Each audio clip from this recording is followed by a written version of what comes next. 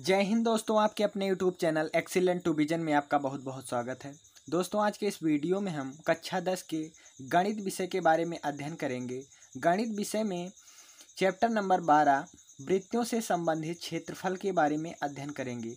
तो इसके आंकिक प्रश्न यानी क्वेश्चन करने से पहले हम थोड़ा थ्योरेटिकल पोर्शन भी कवर करेंगे। तो चलिए दोस्तों, बने रहिए इस वीडियो में।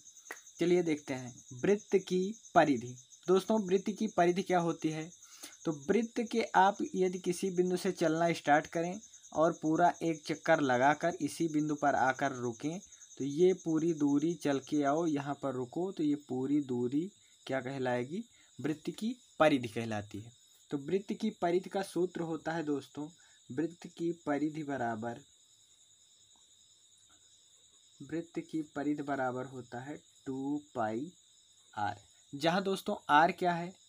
आर है इस वृत्त की रेडियस यानी त्रिज्या है। ओके गाइस, इतना समझ में आया। नेक्स्ट चलते हैं वृत्त का क्षेत्रफल। क्षेत्रफल यानी ये जो वृत्त बनाया गया है आर त्रिज्या का, जितना क्षेत्र आच्छादित किया रहता है, ढके रहता है, यही क्या कहलाता है? वृत्त का क्षेत्रफल कहलाता है दोस्तों। ये पूरा कवर ऐसे मानो जैसे आपके पास एक चकती है वृत्ताकार की, इसको पेंट करने के लिए जितने क्षेत्र की आवश्यकता है, यही चीज़ क्या कहलाएगा?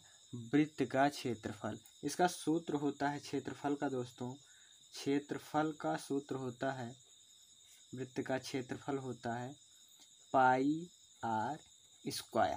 यहाँ भी क्या है? यहाँ r वृत्त की क्या है? त्रिज्या है, और इसमें भी r क्या है? वृत्त की त्रिज्या, वृत्त की त्रिज्या है दोस्तों। आगे चलते हैं।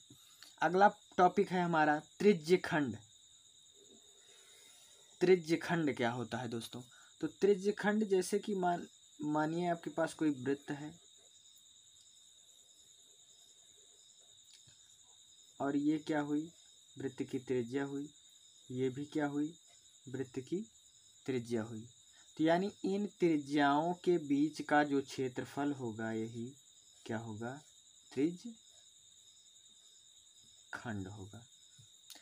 या फिर आप कह सकते हो वृत्त की किन्हीं दो स्थानों पर त्रिज्याओं के बीच का जो क्षेत्र होगा, यही वृत्त का त्रिज्यखंड कहलाएगा। तो इसके लिए फार्मूला हम प्राप्त करेंगे दोस्तों। त्रिज्यखंड के लिए फार्मूला होता है, सपोज दैट यदि यह कोण 360 अंश होता है, पूरा का पूरा 360 अंश, तब हमारा क्षेत्रफल कितना होगा दोस्तों? कितना होगा? ये क्षेत्रफल होगा πr² के, यानी 360 अंश के डिग्री पर हमारा क्षेत्रफल होता है। क्षेत्रफल होगा ये कितने के बराबर होगा दोस्तों? πr² की। और यदि एक अंश पर पूछा जाए कितना क्षेत्रफल होगा, तो πr², 360 इधर आ जाएगा। इसी प्रकार से यदि थीटा कोण पर पूछा जाए, तो थीटा कोण पर होगा θ/360 × πr²। ये होता है दोस्तों त्रिज्यखंड का सूत्र। यानी कि यदि ये थीटा कोण बन रहा है, इधर ये थीटा कोण बन रहा है, तो इससे जो क्षेत्रफल होगा वो बराबर किसके होगा? θ/360 × πr²। अब त्रिज्यखंड दो प्रकार का होता है दोस्तों। पूछा जाए त्रिज्यखंड कितने प्रकार का होता है, तो आप क्या बताओगे? त्रिज्यखंड दो प्रकार का होता है। जो ऊपर का आपको बड़ा सा त्रिज्यखंड दिख रहा है, यहाँ से लेकर यहाँ तक, इसको बोलते हैं दीर्घ त्रिज्यखंड, दीर्घ त्रिज्यखंड।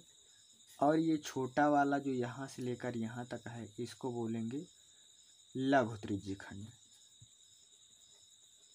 लघु त्रिज्यखंड। फार्मूला इसमें ये वाला यूज हुआ। आगे चलते हैं दोस्तों। नेक्स्ट पॉइंट है हमारा वृत्तखंड। चलिए समझते हैं वृत्तखंड क्या होता है। ये हमारा एक वृत्त बन गया, ये इसका सेंटर है। वृत्त में कोई जीवा है, ठीक।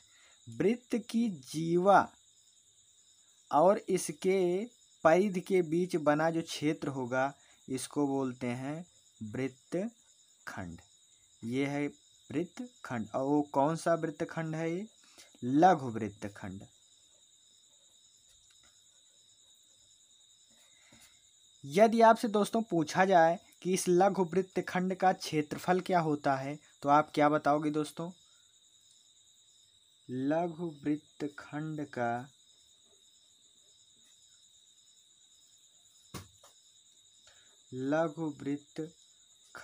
का क्षेत्रफल बराबर क्या हो जाएगा दोस्तों? ये क्षेत्रफल हमको चाहिए। अच्छा, यदि हम यहाँ से यहाँ तक त्रिज्या खींच दें, ये त्रिज्या ही तो होगी आर, ये भी आर। अब ये हमारा क्या बन गया दोस्तों? ये टोटल देखो तो पूरा ये हमें आपको दिख रहा है, एक वृत्तखंड दिख रहा है, ठीक। ओ मानो, इसको ए मानो, इसको बी मानो। यानी कि ए बी चाप द्वारा बने त्रिज्यखंड के क्षेत्रफल में से हम इस त्रिभुज का क्षेत्रफल घटा दें तो हमें क्या प्राप्त हो जाएगा? लघु वृत्तखंड का क्षेत्रफल। तो लघु वृत्तखंड का क्षेत्रफल क्या होगा? त्रिज्यखंड का क्षेत्रफल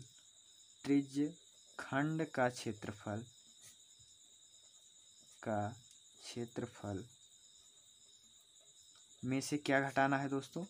में से घटा देना है हमको त्रिभुज ए ओ बी का क्षेत्रफल। तो ये 3-4 फार्मूले हैं दोस्तों, एक परिधि वाला, एक क्षेत्रफल, एक त्रिज्यखंड से रिलेटेड और एक वृत्तखंड से रिलेटेड। जो पूरा का पूरा ये चैप्टर है इन्हीं 4 फार्मूलों पर आधारित है। चलिए दोस्तों एक्सरसाइज स्टार्ट करते हैं। तो पहला क्वेश्चन है, 2 वृत्तों की त्रिज्याएं क्रमशः 19 सेंटीमीटर और 9 सेंटीमीटर हैं। उस वृत्त की त्रिज्या ज्ञात कीजिए जिसकी परिधि इन दोनों वृत्तों की परिधियों के योग के बराबर है। दोस्तों क्वेश्चन में क्या कह रहा है? 2 वृत्त हैं, एक की त्रिज्या कितनी है? 19 सेंटीमीटर और दूसरे की त्रिज्या कितनी है? 9 सेंटीमीटर। इन दोनों से एक बड़ा वृत्त बनाया जा रहा है जिसकी परिधि क्या है? इन दोनों के परिधियों के योग के बराबर है। चलिए स्टार्ट करते हैं। माना पहले वृत्त की त्रिज्या स्मॉल r1 तथा दूसरे वृत्त की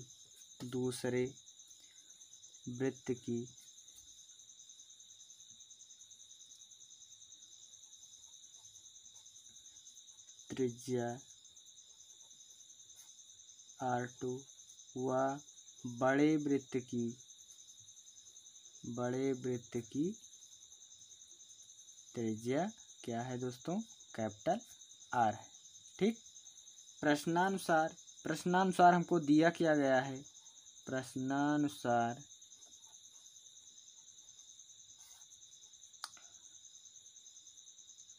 पहले वृत्त की त्रिज्या R1 बराबर कितना दिया गया है? 19 सेंटीमीटर। इसी प्रकार क्या दिया गया है? दूसरे वृत्त की त्रिज्या R2 बराबर कितने सेंटीमीटर? 9 सेंटीमीटर। तथा बड़े वृत्त की त्रिज्या हमको क्या करना है? की त्रिज्या जिसको हमने क्या माना है दोस्तों? कैपिटल R माना है, इसको हमको ज्ञात करना है, ठीक।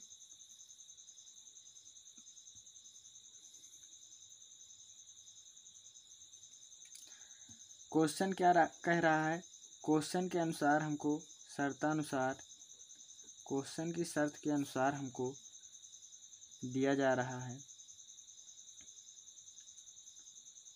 R1 त्रिज्या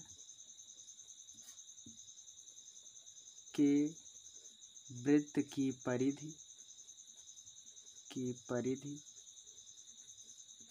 प्लस R2 त्रिज्या के वृत्त की परिधि बराबर किसके है दोस्तों, कैपिटल R त्रिज्या के वृत्त की परिधि के बराबर।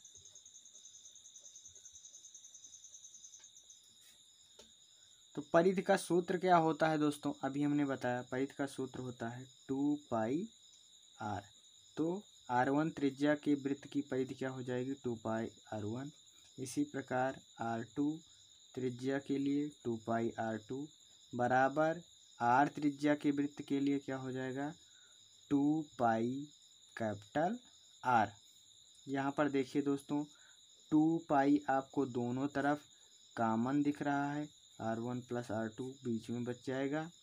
इधर 2 पाई इंटू R के 2 पाई से 2 पाई कैंसिल आउट हो जाएगा, हमें बचेगा क्या, R1 प्लस R2 बराबर कैपिटल R के, या R बराबर R1 प्लस R2 के, या यही क्या हो जाएगा, R1 का मान दिया गया है दोस्तों कितना, 19 सेंटीमीटर, R2 का मान 9 सेंटीमीटर। तो 19 प्लस 9 बराबर ये कितने के हो जाएगा दोस्तों, 28 सेंटीमीटर। ठीक, अतः बड़े वृत्त की त्रिज्या क्या है, वृत्त की त्रिज्या बराबर कितना आ गया दोस्तों, 28 सेंटीमीटर। ये हमारा क्या आ गया, आंसर आ गया। नेक्स्ट क्वेश्चन है दोस्तों, दो वृत्तों की त्रिज्याएं क्रमशः 8 सेंटीमीटर और 6 सेंटीमीटर हैं। उस वृत्त की त्रिज्या ज्ञात कीजिए जिसका क्षेत्रफल इन दोनों वृत्तों के क्षेत्रफलों के योग के बराबर है। तो दो छोटे छोटे वृत्त हैं, एक 8 सेंटीमीटर त्रिज्या का है और दूसरा 6 सेंटीमीटर त्रिज्या का है। एक बड़ा सा वृत्त है जिसकी त्रिज्या हमने 8 सेंटीमीटर मान रखी है, इसका क्षेत्रफल क्या है दोस्तों, इन दोनों वृत्तों के क्षेत्रफलों के योग के बराबर है। तो प्रश्नानुसार हमको ज्ञात क्या है, प्रश्नानुसार ज्ञात वृत्तों की त्रिज्याएं क्या है दोस्तों, R1 बराबर 8 सेंटीमीटर, R2 बराबर 6 सेंटीमीटर। क्वेश्चन के अनुसार क्या कह रहा है, शर्त है, क्या शर्त है दोस्तों, शर्तानुसार 8 सेंटीमीटर त्रिज्या वाले 8 सेंटीमीटर त्रिज्या वाले वृत्त का क्षेत्रफल प्लस 6 सेंटीमीटर त्रिज्या वाले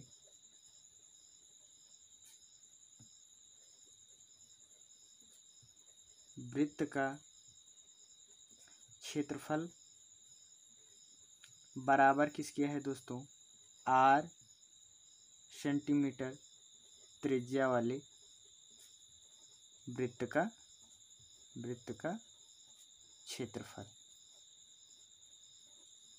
तो दोस्तों 8 सेंटीमीटर त्रिज्या वाले वृत्त का क्षेत्रफल होगा पाई R1 स्क्वायर, और 6 सेंटीमीटर त्रिज्या वाले वृत्त का क्षेत्रफल क्या होगा दोस्तों, पाई R2 स्क्वायर। इसी प्रकार 8 सेंटीमीटर त्रिज्या वाले का क्षेत्रफल क्या होगा, पाई R स्क्वायर कैपिटल का।